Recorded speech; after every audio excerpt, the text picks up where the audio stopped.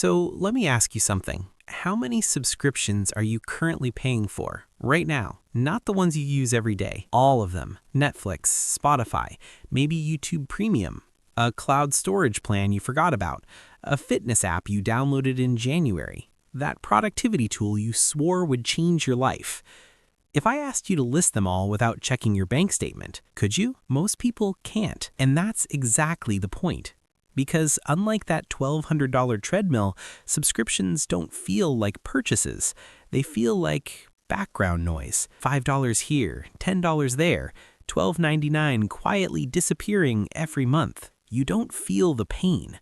You don't think about the total. But here's what's actually happening. You're not buying products anymore. You're entering a system I call the subscription prison. And once you see it, you won't be able to unsee it. But here's the scary part. Most people don't even realize they're in it. There's no moment where you decide to enter the subscription prison. It happens quietly. One free trial, one just $5, one I'll cancel later. And then suddenly, you're not choosing what to pay for anymore. Your past decisions are choosing for you. Think about that for a second. Right now, your bank account is being charged because of decisions you made months ago. That's not spending. That's automation. I'm Rishi, and over the past few weeks, I've been digging into subscription economics, analyzing consumer spending patterns, and honestly getting a little uncomfortable with how normalized this has become. Because this isn't just about saving a few dollars. This is about understanding how modern companies have quietly shifted from selling you things to renting your attention, your habits, and your bank account. And today, we're going to break down exactly how this prison works, how much it's actually costing you, and why it's so hard to escape. Let's start with something simple. Imagine you subscribe to just 5 services: $10 for streaming, $10 for music, $10 for cloud storage, $15 for a fitness app, and $15 for some productivity tool. That's $60 a month. Doesn't sound like much, right? But here's the math nobody does. $60 a month is $720 a year. Over 5 years, that's $3,600. And over 10 years, $7,200. For things you don't even own. Nothing to resell, nothing to keep. Nothing that exists outside of your monthly payments. The moment you stop paying, everything disappears. This is the first rule of the subscription prison. You never build ownership, only dependency. Now, here's where it gets more interesting. Subscriptions aren't just expensive over time. They're designed to be invisible. Think about how you buy something normally. You see a price, you feel the cost, you make a decision. That friction is intentional, but subscriptions remove that friction entirely. Instead of asking, is this worth $120? They ask, is this worth $9.99? And your brain says yes, instantly, because $9.99 feels like nothing. But that's a psychological trick called price partitioning, breaking a large cost into small pieces so your brain underestimates the total. And it works incredibly well. A $120 purchase feels expensive.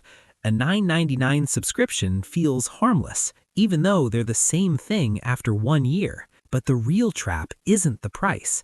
It's the accumulation. Because subscriptions don't exist in isolation. They stack. Let me give you a real scenario. I spoke to someone recently who thought they were spending about $30 a month on subscriptions. Seemed reasonable. Streaming, music, maybe 1 or 2 apps. Then they actually checked their bank statement. It wasn't $30. It was $147 every single month. Here's what they found. 2 streaming services they forgot about, a language app they used for 4 days, a meditation app from last year, extra cloud storage they didn't need, and 3 random app subscriptions they didn't even remember signing up for. That's $1,764 per year for things they barely used. And the worst part was, none of them felt expensive individually. That's how the trap works. 1 becomes 3. 3 becomes 7. 7 becomes you have no idea anymore. There's actually research showing that the average person underestimates their subscription spending by 2 to 3 times. Not 10%, not 20%, 2 to 3 times. So if you think you're spending $50 a month, you're probably spending closer to $100 or $150. That's $1,200 to $1,800 quietly leaving your account. And unlike a big purchase, there's no single moment where you realize it. It just leaks every month. Now, let's talk about the second layer of the subscription prison, because it's not just about money. It's about behavioral lock-in. Every subscription you use regularly becomes part of your routine. Your playlists live in one app. Your photos are stored in one cloud.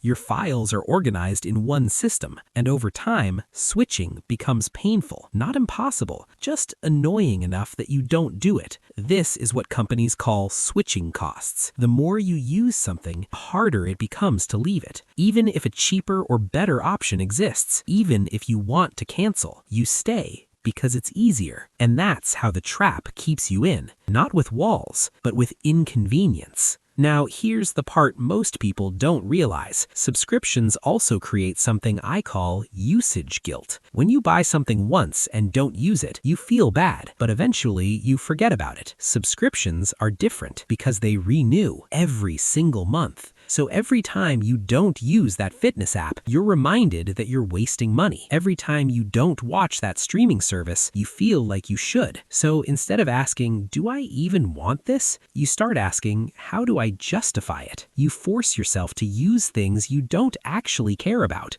just to make the subscription feel worth it. That's not value. That's obligation. Let's run a real example to tie this together. Say you have 3 streaming services equals $30 a month, music subscription equals $10 a month, cloud storage equals $5 a month, fitness app equals $15 a month, and random tools and apps equals $40 a month. That's $100 per month, $1,200 per year. Over 10 years, $12,000. Now, ask yourself honestly, are you getting $12,000 worth of value from those services? Or are you just maintaining access? Because those are not the same thing. And here's the final layer of the subscription prison, the one that makes it hardest to escape. Default continuation. Subscriptions are designed to continue automatically. You don't have to choose to keep them. You have to choose to stop them. And that small difference changes everything, because humans are biased toward inaction. We don't cancel things. We postpone decisions. We say, I'll deal with it later, and later becomes months or years. Companies know this. That's why cancel buttons are hidden. That's why free trials require credit cards. That's why billing cycles renew quietly. The system is optimized for inertia, and inertia keeps you paying. So, what does understanding the subscription prison actually change? First, it forces you to think in totals, not monthly prices. That $9.99 subscription isn't $10. It's $120 a year. Over 5 years, that's $600.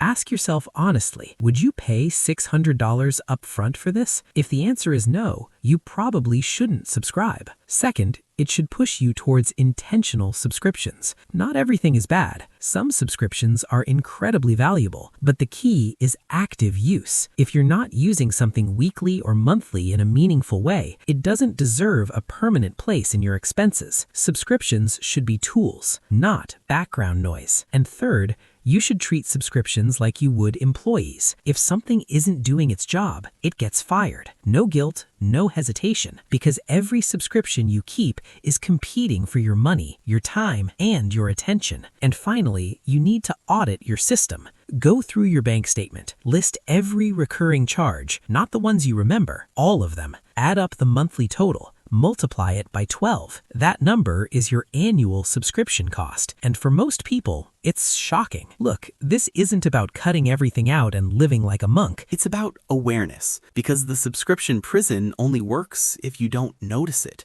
if you don't question it, if you let it run in the background of your life. But once you see the total cost, once you feel the accumulation, once you realize you're paying thousands for things you don't even own, and most importantly, you take back control. So here's your homework. Find 3 subscriptions you haven't used in the last 30 days. Cancel them. Not later, not this weekend. Right now. And the only way out of the subscription prison is to stop paying for the bars. Look, I'm not here to tell you to unsubscribe from everything and live off the grid. The point is just start noticing. Start questioning. So this channel, it's not me teaching you from some perfect place. It's more like we're both trying to get a little smarter about how we live, how we spend, and how we think. And if that's something you're into, stick around.